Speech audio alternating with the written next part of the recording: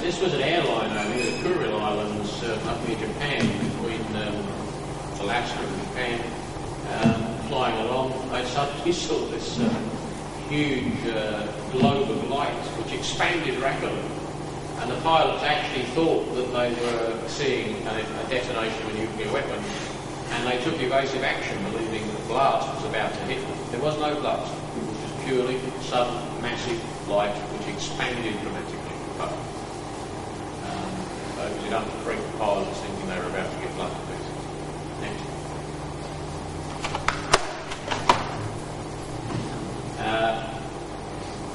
Bearden is of the opinion that these are actually tests by the Soviet military involving a thing called a Tesla shield.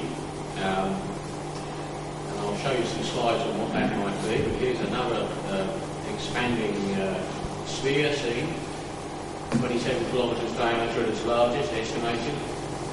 And multiple tests seen every month for years by pilots flying up near Japan. Next, please.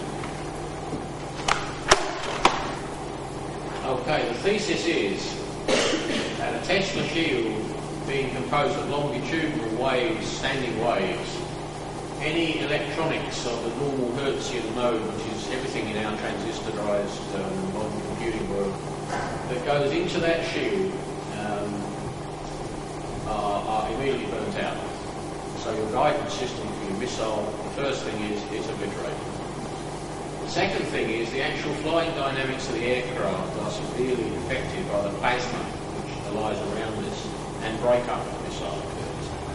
And the third, more contentious view of it is that by engineering what are called infolded, very specific patterns of frequency within this device, you can actually affect the nuclear material in the bomb warhead to cause it either to explode or to dud it, to make sure that it could never explode. Tesla himself noted that the radioactivity seemed to be a reaction to a certain kind of waveform which he could detect, which was coming along with cosmic rays from outer space. And he proved that you could shield against that, so if something that was radioactive you could shield and it was no longer radioactive.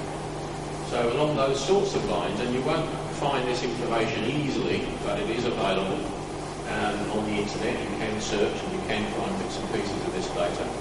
And you can find a few scientists around the world who know what this is about.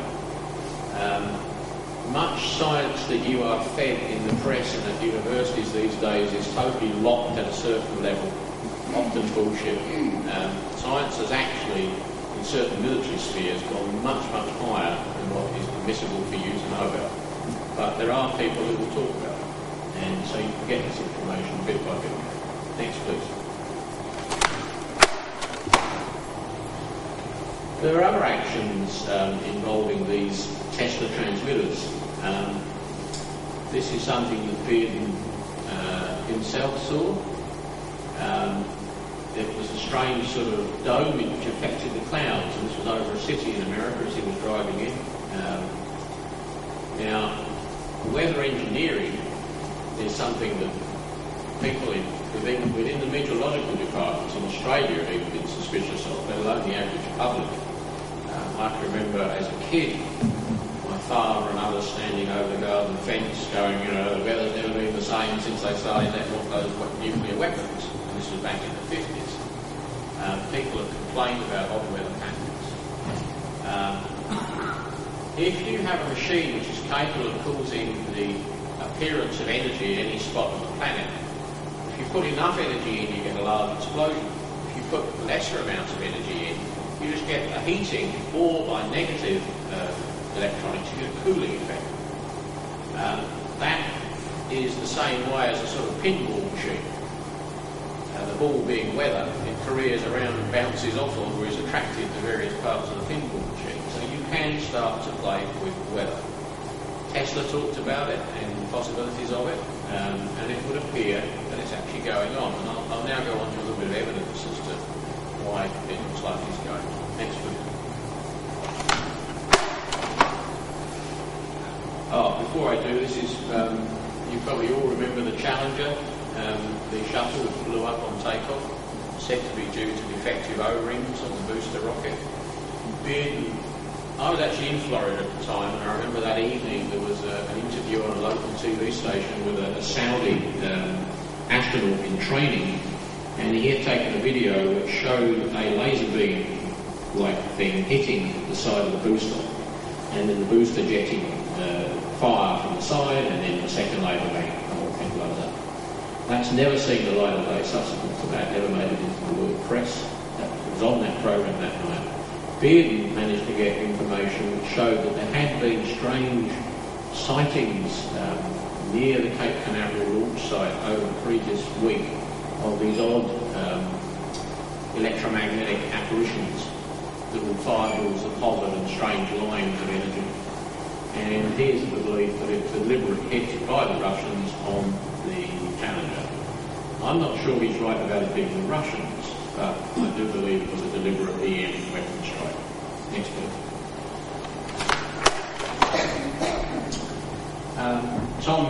Tom Bearden managed to get evidence of a strike on a DC-8 aircraft in Uganda. The evidence is as listed is there, and you can read it. Basically, a missile that was a kind of slug with EM energy that came in and hit the aircraft, and all the evidence. At the time, the crash was just put down to failure of the airframe, but it actually was an EM missile that hit an aircraft fully laden with American troops, and it came down, and I don't think there were any survivors at all. Next slide, please. Oh, sorry, can we just go back to the previous slide? Oh. If not, don't worry. No, it's going forward. Oh, hang on. No. Is that? Okay. Yeah. This interesting thing, the bottom line, materials handlers later mysteriously sickened with symptoms of scalar EM-induced illness. Scalar EM is this Tesla style of electromagnetics. The Russians call it energetics. It's if you have a radar system running on scalar or energetics, nobody else can detect it. You might recall the number of Russian fighter jets have been flown to the west, and you've probably heard reports that, oh, these stupid Russians, they still use valves, that haven't got transistors in their aircraft. Well, their valves are designed to withstand EMP blast, and their systems allow them to transmit radar of the normal sort or of the scalar digital energetic sort. A Western military aircraft has ordinary radar, so the Russian can see him transmitting. But when the Russian transmits on scalar or energetics radar, the Western aircraft cannot see him, but it can be seen. The Russians are not done, and these statements that have been made to you in the press are just purely they're foolish and basically just ignorance, because what happened was when Stalin heard of the detonation of the first atomic weapon, he called his scientists together and he said, look, these Americans have gone back to first principles and produced a super weapon. You will do the same. Go away and think about it, come back and tell me what you can do. And they did, and they dredged up everything they could on Tesla. In fact, this was noted in the West. Russians, the agents, descended on every library in the West and grabbed everything they could on Tesla, stole it, copied it, grabbed it, took it away to Russia. By the mid-60s, around about the time of the Cuba crisis, they actually had operational EM weapon systems of this type. And they've even talked about aspects of this on Radio Moscow. In my Bright Skies book, I actually have the transcripts of other Radio Moscow transmissions talking about these plasma EM weapons. But this mysterious sickening has been recorded. There are numerous cases of assassinations where people who handle the body after the person mysteriously dies of a heart attack, but the person who then handles the body gets sick as well while touching it. It appears that there is this kind of crossover. Next one.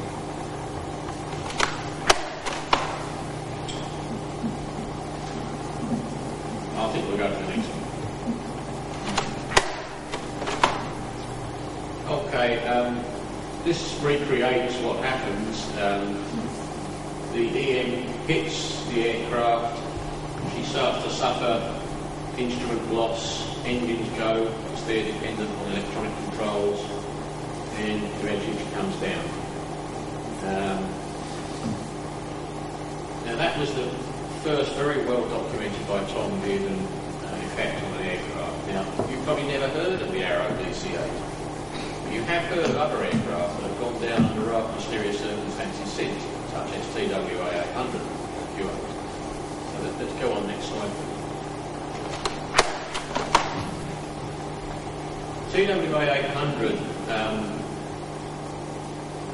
was sent by the Americans, and after the CIA produced a movie showing that it was a little unit inside the fuel tank that was empty with a little bit of fuel, and this electrically glowed and the fuel exploded and the aircraft came down. Now these days it's more, you see much more stuff on the internet about how there's all this evidence that obviously were shoulder-launched missiles which came from the surface of the sea and found it.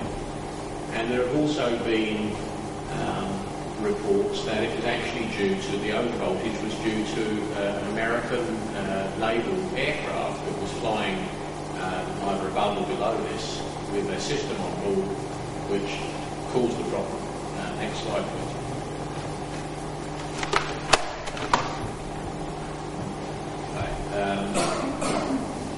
Many sightings of EM missiles with fireballs flying through the sky around New York prior to TWA-800 going down and after. Enough to cause several aircraft after TWA-800 to immediately request a return to New York and land. This is typical pattern, horizontal or coming down from slightly on high, a glowing pulse in the nose and a sort of luminous tail. I personally spoke to a helicopter pilot from the National Guard who saw TWA-800 hit and go down, and he had gone public and been forbidden by the Mayor of New York to say anything anymore and was actually incarcerated on his airbase. But I rang the Pentagon and they must have assumed that I was some kind of high-level Australian official because they actually put me through to the airbase to this guy, and I managed to speak to him for about 10 minutes. And he said, look, I was in the Vietnam War as a fighter pilot. I know a ground-to-air and air-to-air missile when I see it. This wasn't one of those. It came in like that top one from high up, at that sort of an angle. It had a glowing light at the front and a strange sort of glowing crackling tail, electrical. When it struck the aircraft glowed from nose to tail. Then it exploded. Now, that same gentleman now tells everybody that he definitely saw a ground-to-air missile strike that plane. But I have my notes of the conversation I had with him 2 days after the event. Within 6 months of the event, his story had changed.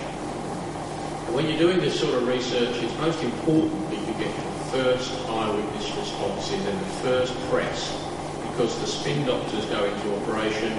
And fairly soon, on the internet and in the press, you start getting altered versions of what went on.